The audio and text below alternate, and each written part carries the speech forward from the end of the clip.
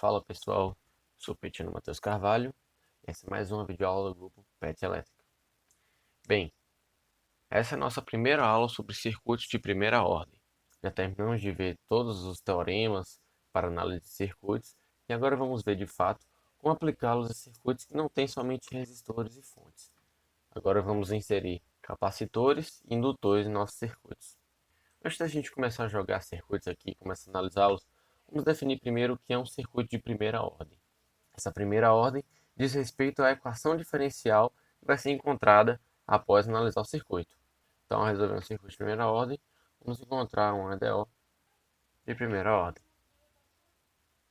Se fosse um circuito de primeira ordem, teríamos aqui uma derivada de segunda ordem, teríamos aqui outra derivada, enfim. Acho que vocês pegaram a ideia. Ainda antes da gente falar sobre os capacitores e indutores, vamos falar sobre algumas funções de interesse. A primeira delas é o que a gente chama de degrau unitário. Como é uma função degrau unitário? Vamos supor que a gente tem aqui no eixo x o tempo e no eixo y uma função qualquer, o de t, que vai assumir determinado valor. A função degrau unitário funciona da seguinte maneira. Para todo tempo que seja menor do que zero, ela vai assumir o valor zero, e assim que ela chegar em zero, ela pula para 1. Então ela é a função que é 0 ou 1. Só pode assumir dois valores. Então, se a gente fosse definir essa função aqui, ela seria uma U de t. Geralmente utilizamos essa notação para o degrau unitário, que vai ser 0 se t for menor que 0 segundos, e vai ser 1 se t for maior ou igual a 0 segundos. Você pode imaginar uma função degrau unitário como se fosse um interruptor. Vamos supor que você acabou de chegar em casa, sua sala estava escura, então você aciona o interruptor, sua sala fica acesa e deixa lá um certo tempo. Esse 0 a 1 você pode interpretar como um binário. Apagado, aceso, funcionando, não funcionando, enfim. Então, se ele funciona como um interruptor, vamos interpretá-lo como sendo uma chave. Que nesse exemplo aqui, em 0 segundos a chave se fecha e o circuito é fechado. Para t menor que zero, o circuito está aberto, nada está funcionando. Advindo dessa função, a gente vai ter o degrau genérico. Então, ao invés de ela virar 1 e t igual a zero, ela vai virar 1 em um certo t0, que a gente pode definir como sendo qualquer valor. Então ela vai permanecer em 0 até um determinado instante t0. Quando chegar em t0, ela passa a ser 1 e passa a funcionar. Funciona da mesma forma como a função degrau unitário. A única diferença agora é que o tempo de funcionamento não vai ser mais em 0 e sim em t0. Então, para a gente desenhar essa função, a gente vai ter uma u de t menos t0, em que é 0 se t for menor que t0, e ela vai ser 1 para qualquer t que seja maior do que t0. Mesmo caso de uma chave, só muda aqui em t igual a t0 que ela passa a funcionar ou passa a não funcionar. Depende do que for acontecer com a sua chave, se ela vai abrir ou vai fechar. Uma outra função, que seria a combinação de dois degraus unitários, seria a função pulso. Como funciona a função pulso? Já analisando para um caso genérico, teríamos 0 até determinado instante t0. Ela passa a ser 1 a partir desse instante t0. Continua sendo 1 até um instante t1. E quando ela chega em t1, ela volta a ser 0. Um exemplozinho bobo. Você foi no banheiro lavar as mãos, acendeu a luz, terminou de lavar as mãos, apagou a luz. Então a chave foi acionada e desacionada, ou desacionada e acionada, depende de como for o seu problema. Essa função será descrita da seguinte maneira.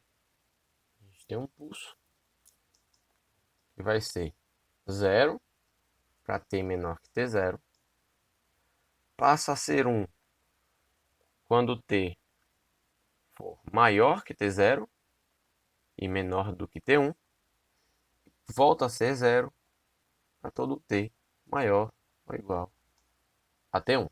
Então é uma simples combinação de 2 degraus unitários. A gente tem aqui uma U de t menos t0. E a gente tem aqui uma U de t menos t1. Se quiséssemos escrever essa função p de t, ela seria uma U de t menos t0 menos uma U de t menos t1.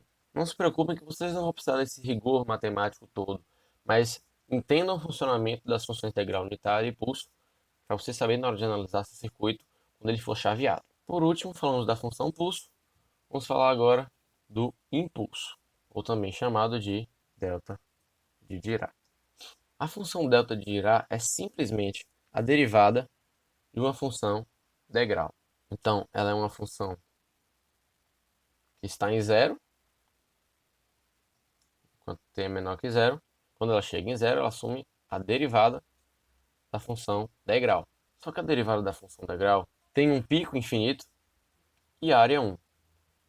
Então, esse valor aqui vai para o infinito, é um pico infinito. Depois que ele passa de ter zero, ela volta a ser zero. É uma função que, infelizmente, não existe no mundo real. E, por não existir, a gente vai utilizar para descaracterizar alguns erros que acontecem no mundo real. Beleza. Agora que falamos de todas as funções de interesse, podemos finalmente partir para os capacitores e indutores. Então, vamos começar falando dos capacitores. Bem, capacitores são dispositivos passivos que têm capacidade de armazenar energia em forma de campo elétrico. Então, entre seus terminais vai haver uma tensão, que vamos chamar de VC. Essa tensão é oriunda da carga armazenada nesse capacitor, onde a energia está armazenada em forma de campo elétrico. Para o caso linear, nós sabemos que a carga que um capacitor pode absorver é a sua capacitância vezes a tensão em seus terminais, onde essa capacitância é simplesmente uma propriedade intrínseca de cada capacitor. Porém, se derivarmos toda essa expressão aqui em função do tempo, vamos ter que a derivada da carga é igual a C vezes a derivada da tensão. Derivada da carga no tempo é o mesmo que a corrente no tempo, ou seja, a corrente no capacitor, que é igual a sua capacitância vezes a derivada da tensão sobre seus terminais. Então aqui temos uma primeira relação importante para o capacitor, que a corrente que percorre este capacitor é igual à sua capacitância vezes a derivada da tensão sobre seus terminais. Bem, mas este capacitor não pode absorver carga infinitamente. Então vamos supor que tem uma corrente aqui, percorrendo este capacitor, e ele está lá absorvendo carga. Está absorvendo carga. Chega um momento em que estoura. A sua capacitância não permite mais que o capacitor absorva carga.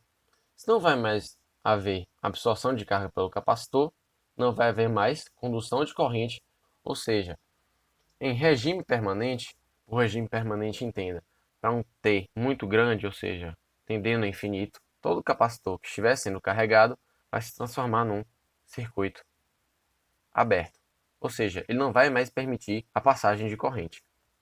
Aqui passava corrente C, aqui não passa mais corrente. Uma dica boba, mas que pode te ajudar na hora de resolver a questão, é que o capacitor em regime permanente vira um circuito aberto. Aproveita da própria palavra as duas iniciais. Mas lembre-se sempre do conceito do capacitor, que é até fácil de você enxergar porque que ele vira um circuito aberto. Se fôssemos analisar a potência sobre este capacitor, sabemos que potência é simplesmente tensão vezes corrente. Então, nossa tensão é o próprio VC de T, e a corrente, como a gente já viu, é um C vezes dVc dt. Não muda o conceito. Não fique assombrado com fórmula nenhuma, você sabe que potência é tensão vezes corrente. Simplesmente aplique e descubra qual é a sua potência. Lembre sempre que o capacitor é um elemento passivo, então naturalmente ele absorve potência. Outra coisa importante é que o capacitor não varia a tensão instantaneamente. O que quer dizer isso? Vamos supor que a gente tivesse aqui uma fonte de 5 volts conectada a uma chave. Do outro lado do circuito tivéssemos um capacitor de capacitância C. Se a gente fechasse essa chave aqui e observasse um gráfico no tempo, A tensão VC sobre os terminais do capacitor não iriam funcionar como uma função da grau, como a gente tem. Que a gente tem zero, quando chegasse em T igual a zero e a chave fosse fechada, ela viria direto para 5 volts. Isso não funciona. O capacitor não varia a tensão instantaneamente, porque isso ia exigir um pico de corrente infinito. E sabemos que um pico de corrente infinito também é impossível. Como que acontece a carga no capacitor? Ela vai se dar de forma gradual. Então a gente vai ter aqui a tensão no capacitor, o tempo, até antes de fecharmos a chave, ela estava em zero. A partir do momento t0 em que fechamos a chave, a tensão no capacitor começa a variar gradualmente até tender um valor constante, cujo valor constante são os nossos 5 volts da nossa fonte. Então ela demora um certo tempo até ser carregada. Não é instantaneamente como a gente olhou aqui na nossa última análise. Mais tarde a gente discute um pouquinho sobre esse tempo de carregamento, o tempo em que ele vai atingir esses 5 volts. O importante é que vocês tenham em mente que capacitor não varia a tensão instantaneamente. Então, de capacitores, é isso que temos a falar. A corrente no capacitor é CdVcdt, a potência é a tensão vezes a corrente, cuja corrente é CdVcdt, é um elemento passivo, ou seja, absorve potência. Em regime permanente, ou seja, quando o T tende para infinito, ele se comporta como um circuito aberto, não vai mais passar corrente por aquele ramo, e que o capacitor não varia a tensão instantaneamente. Então, quando fecharmos a chave aqui, a tensão vai variar gradualmente. Vamos falar agora sobre indutores, o nosso último elemento. Diferentemente dos capacitores, os indutores armazenam energia em formato de campo magnético. Então, quando circula uma corrente aqui, vamos chamar essa corrente de IL, vamos ter uma tensão sobre os terminais deste indutor, vamos chamar de VL, e essa tensão oriunda dessa energia armazenada no formato de campo magnético. Ou seja, quando essa corrente percorre este indutor, pense no indutor como uma solenoide, vamos ter um campo magnético armazenado neste indutor, e esse campo magnético vai gerar as propriedades deste indutor. O indutor possui uma característica própria, que a gente chama de indutância, caracterizado pela letra L, chamado de indutância própria. Para o caso linear, a gente tem que o fluxo magnético é igual a esta indutância vezes a corrente que percorre este indutor. Pela lei de Lenz, a gente sabe que a tensão sobre esses terminais do indutor é a derivada deste fluxo. Então, se derivarmos essa expressão, vamos ter que essa é L vezes dl dt. Então, aqui chegamos que VL de T é L dl dt. A tensão sobre os terminais de um indutor é a sua indutância própria vezes a derivada da corrente que percorre este indutor. Tal qual falamos para o capacitor, em regime permanente, este indutor fica limitado por absorver energia por essa indutância L que a gente tem aqui. Então ele não vai absorver energia infinita. Quando ele absorver o máximo de energia dele, ou seja, em regime permanente, quando o T tender a infinito, este indutor vai tender a ser um curto-circuito, ou seja, a sua tensão VL vai passar a ser zero. Então você pode tratar aquele ramo inteiro como sendo um curto-circuito, como um fio liso. A dica boa para lembrar também é que o indutor se comporta como curto-circuito em regime permanente. Novamente, vamos falar sobre a potência no indutor. O indutor, tal qual o capacitor, é um elemento passivo, portanto, ele absorve potência. Essa potência no indutor vai ser a tensão VL vezes a corrente IL que percorre o indutor. Tensão VL já vimos que é L dIL dt, e a corrente é a própria corrente. Então, assim você encontra a potência absorvida pelo seu indutor. Novamente, como nem tudo são flores, indutor não varia corrente instantaneamente. É o caso oposto ao capacitor. O capacitor não varia tensão instantaneamente, o indutor não varia corrente instantaneamente, porque senão teríamos um pico infinito de tensão, e isso a gente sabe que é impossível ser obtido na vida real. Então, a corrente no indutor vai estar num valor definido até um certo tempo t0, vamos colocar aqui em 0 segundos, E a partir de t igual a 0 segundos, em vez de ela cair instantaneamente, ou seja, em vez de ela virar um curto-circuito instantaneamente, ela vai decaindo até atingir o zero. Então essas são as grandes diferenças entre capacitores e indutores.